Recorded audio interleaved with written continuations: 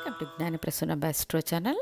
ఇవాళ వీడియోలో మనం 2026 జూన్ మాసంలో జరగబోయే గురు భగవానుని స్థాన మార్పు వల్ల మేషం నుండి మీనం వరకు ఒక్కొక్క రాశికి ఎలాంటి ఫలితాలు ఉంటాయో తెలియజేస్తాను.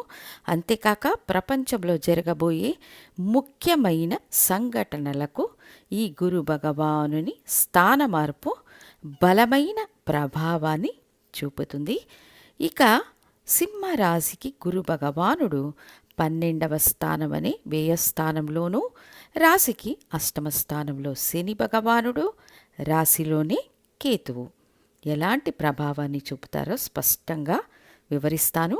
తర్వాత గురు వీక్షణ ఏ ఏ స్థానాలపై ఉంటుంది మరియు గురువు కేతువును సమీపించేప్పుడు కలిగే ఫలితాలను తెలుసుకుందాము.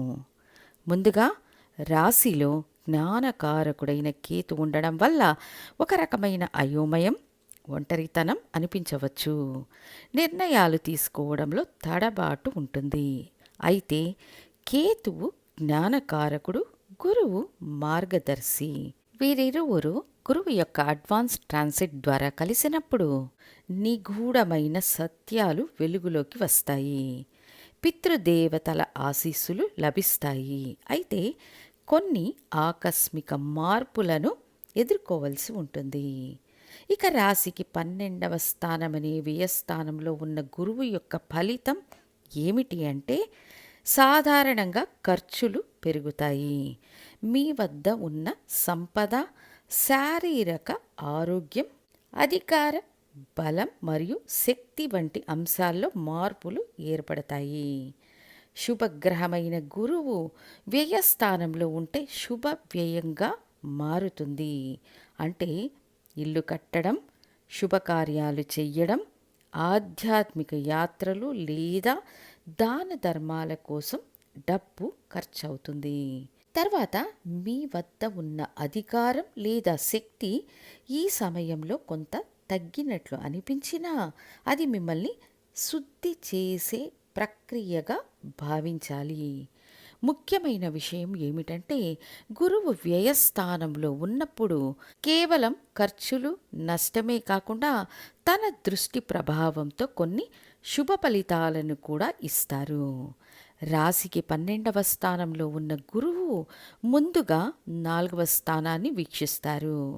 4వ స్థానం అంటే ఆరోగ్య ప్రాప్తి, సుఖస్థానం, మాతృస్థానం, వాహన స్థానం. చాలా కాలంగా ఏదైనా అనారోగ్యంతో బాధపడుతున్నా లేదా మానసిక ఒత్తిడిలో ఉన్న గురు వీక్షణ వల్ల ఆ సమస్యల నుండి ఉపశమనం లభిస్తుంది. 4వ స్థానాన్ని సుఖస్థానం అంటారు. సొంత ఇల్లు కట్టుకోవాలనే ప్రయత్నాలు ఫలిస్తాయి.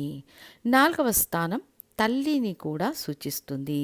తల్లిగారి ఆరోగ్యం మెరుగుపడుతుంది. కుటుంబంలో సఖ్యత పెరిగి శుభకార్యాలు జరిగే అవకాశం ఉంటుంది. వాహనం కొనడం, ఇల్లు కట్టుకోవడం వంటి మంచి పనుల కోసం డబ్బు ఖర్చు అవుతుంది. తర్వాత రాశికి 6వ స్థానం మకరంపై గురు వీక్షణ ఉండడం వల్ల దీర్ఘకాలంగా ఉన్న అప్పుల బాధల నుండి విముక్తి లభిస్తుంది. మీకు ఇబ్బందులు కలిగించే శత్రువులు మీ దారి నుండి తప్పుకుంటారు. గురు దృష్టి 6వ స్థానంపై ఉండడం వల్ల రుణ, రోగ, శత్రు బాధల నుండి ఉపశమనం లభిస్తుంది. ఇక రాశికి 8వ స్థానంపై గురు దృష్టి పడటం, ఆల్రెడీ అక్కడ శని భగవానుడు ఉండి శనిపై గురు దృష్టి ఉండడం వల్ల శని ఇచ్చే కష్టాల తీవ్రత తగ్గుతుంది. అవమానాలు, అనవసరమైన భయాలు తొలగిపోయి దేన్నైనా నిదానంగా ఎదుర్కొనే ధైర్యం వస్తుంది. ఉద్యోగం కోల్పోవడం, ఉపాధి లేకపోవడం ఇలాంటి వాటన్నింటినీ గురు దృష్టి తన నివారణా శక్తితో చక్కదిద్దడం ప్రారంభిస్తుంది. పెద్ద ఉద్యోగం రాకపోయినా ప్రస్తుత అవసరాలను తీర్చే ఒక చిన్న ఉపాధి లేదా స్నేహితుల ద్వారా సహకారం లభించడం జరుగుతుంది. డబ్బు చేతికి వచ్చినప్పటికీ దానిని ప్రణాళికాబద్ధంగా ఖర్చు చేస్తేనే ఈ గురు సంచారం ముగిసే సమయానికి మీరు సురక్షితంగా ఉంటారు. మొత్తానికి సింహరాశి వారికి ఈ గురు సంచారం మిశ్రమ ఫలితాలనిస్తుంది. ఇక నేను ఇప్పుడు చెప్పిన ఈ గురుగ్రహ స్థాన మార్పు ఫలితాలు కేవలం ఒక్కొక్క రాశికి సంబంధించినవి మాత్రమే. అయితే ప్రపంచవ్యాప్త మార్పుల పరంగా ఈ గురు సంచారం శుభమా లేక అశుభమా అని అడిగితే మీ వ్యక్తిగత జాతకం ప్రకారం గురువు శుభస్థానంలో ఉండి మీ రాశికి యోగకారకుడిగా ఉంటూ మీకు గురుదశ లేదా గురుభుక్తి జరుగుతుంటే ఫలితాలు రెట్టింపు అవుతాయి. ఒకవేళ మీ వ్యక్తిగత జాతకంలో గురువు బలహీనంగా ఉన్నా లేదా అనుకూలించని స్థితిలో ఉన్న గోచార రీత్యా ఫలితాలు బాగున్నప్పటికీ మీకు వచ్చే ఫలితాలు తగ్గుతాయి. అంటే గోచారం అనేది ఒక ప్రేరణ మాత్రమే, కానీ అసలు ఫలితం మీ జనన జాతకం మరియు మీకు జరిగే దశాభుక్తులపై ఆధారపడి ఉంటుంది. ఈ విషయాన్ని అందరూ గమనించగలరు. ఇక గురువు కర్కాటక రాశిలోకి ప్రవేశించడం మంచి విషయం. గురువు పూర్తి పవర్లో ఉంటారు. మీనంలో ఉన్న శనిని వీక్షించి శనిని శాంతపరుస్తారు. ఇది కూడా మంచి విషయం. బట్ గురువు సవ్య దిశలో, కేతువు అపసవ్య దిశలో సంచరిస్తూ సమీపించినప్పుడు, ముఖ్యంగా అక్టోబర్ మాసంలో అడ్వాన్స్ ట్రాన్సిట్ ద్వారా గురువు సింహరాశిలో కేతువుతో కలిసినప్పుడు ప్రపంచవ్యాప్తంగా ఆర్థిక వ్యవస్థకు ఒక గ్రహణ స్థితి లాంటిది ఏర్పడుతుంది. ఇది కేవలం భారతదేశానికే పరిమితం కాకుండా ప్రపంచవ్యాప్త మార్పులకు దారితీస్తుంది. గురువు కేతువును సమీపించే సమయంలో పెద్ద పెద్ద ఆర్థిక సంస్థలు మరియు బ్యాంకుల నియమ నిబంధనల్లో మార్పులు రావచ్చు.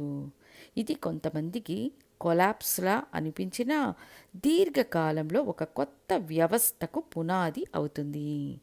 ముఖ్యంగా ప్రపంచవ్యాప్తంగా కొన్ని గందరగోళ పరిస్థితులు ఉన్నప్పటికీ ఎవరి జాతకంలో అయితే గురువు బలంగా ఉంటారో వారికి ఈ ఉచ్చ గురువు అద్భుతమైన యోగాన్ని, ప్రయోజనాలను కలిగిస్తాడు. ముఖ్యంగా గురు సంచారం ఈ 5 రాశులకు అద్భుతమైన కాలం అని చెప్పవచ్చు.